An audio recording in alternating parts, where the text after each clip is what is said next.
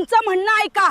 आम्ही किती सहन नमस्कार करायचं? बहीण भावांनो, अखेर लाडक्या बहिणीच्या संदर्भात आज निर्देश जारी झालेले आहेत की लाडक्या बहिणीच्या संदर्भात जे काही मार्च, एप्रिल, मे या असे 3 महिन्याचे मिळून एकत्रित 4,500 रुपये जमा होणार असल्याच्या किंवा जमा होत असल्याच्या बातम्या काही माध्यमांकडून प्रसिद्ध झाल्या होत्या. काही बहिणींना SMS आले किंवा या आमच्या बँकांमध्ये जमा झाले किंवा तमुक जिल्ह्यामध्ये पैसे जमा झाले, अशा आशयाच्या बातम्या गेल्या 4-5 दिवसापासून सतत माध्यमांवर फिरत होत्या.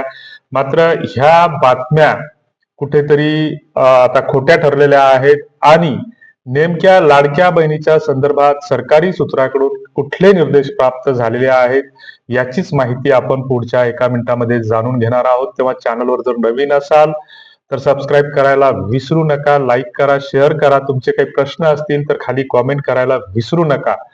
आता लाडक्या बहिणीच्या संदर्भात नेमकी सरकारी सूत्राकडून काय अपडेट आलेली आहे की सरकारकडून जे काही प्रसिद्धीस आलेलं जे काही पत्रक आहे तर त्या पत्रकानुसार जे काही सातत्यानं लाडक्या बहिणीच्या संदर्भात ज्या काही बातम्या येत होत्या तर या बातम्यांचा मागोवा घेत असताना किंवा या बातम्यांचा खरे खोटेपणा किंवा सत्यता याची पडताळणी केली जात असताना मग संबंधित मंत्र्यांचे जे काही सोशल मीडिया हँडल असतील किंवा सरकारची वेबसाईट असेल किंवा सरकारचे जे काही अधिकृत प्रसिद्ध पत्रकार जे काही त्या ज्या पोर्टलवर प्रसिद्ध होत असतात किंवा ज्या वेबसाईटवर येत असतात तर त्याचा धांडोळा घेतला असता अशी कुठलीच सरकारकडून घोषणा झालेली नव्हती की लाडक्या बहिणीला मार्च, एप्रिल, मे आणि असे 3 महिन्याचे 4,500 रुपये एकत्रित मिळतील अशी कुठलीच घोषणा नव्हती. मात्र या बाबतीत जे काही तथ्य समोर आलेले आहेत तर जी काही लाडक्या बहिणीसाठी 30 एप्रिल ही ई-केवायसी ची अंतिम मुदत दिली होती तर त्या अंतिम मुदतीनुसार जवळपास 1,77,00,000 बहिणी ह्या नियमित व पात्र ठरलेल्या आहेत आणि जवळपास या लाडक्या बहिणीच्या योजनेसाठी 2,40,00,000च्या वर म्हणजे 2.5 कोटीच्या आसपास लाडक्या बहिणीची नोंद झाली होती आणि जवळपास 16व्या हप्त्यापर्यंत या बहिणींना रेग्युलर नियमित पैसे मिळाले.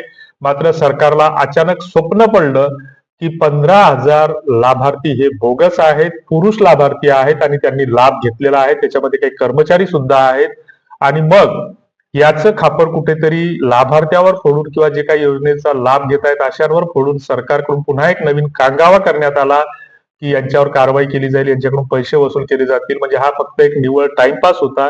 वास्तविक सरकारकडे सगळा डाटा उपलब्ध असताना, आधार आणि पॅन हे कंपल्सरी घेतलेलं असताना त्यावेळेस जेंडर व्हेरिफिकेशन किंवा त्याचं जे काही लाडक्या बहिणीचं पोर्टल असेल, ऍप्लिकेशन असेल, वेबसाईट असेल तर याच्यावर योग्य पद्धतीनं सरकारच्या यंत्रणेकडून व्हॅलिडेशन झालेलं नाही किंवा त्या सॉफ्टवेअरमध्ये त्रुटी होत्या आणि अशा स्थितीमध्ये संबंधित मंत्र्यांनी राजीनामा देणं आवश्यक होतं किंवा या भ्रष्टाचारासाठी म्हणा किंवा या घोटाळ्यासाठी जी लोक जबाबदार आहेत मग ते मंत्रालयातील सचिवापासून तर तालुका स्तरावरील अधिकाऱ्यांपर्यंत या सगळ्यांना त्याच्यावर दंडात्मक कारवाई करणे किंवा त्यांना सस्पेंड करणे गरजेचं होतं. मात्र सरकारनं असं काहीही केलं नाही. याचा सगळा दोष लाडक्या बहिणीवर ठेवला.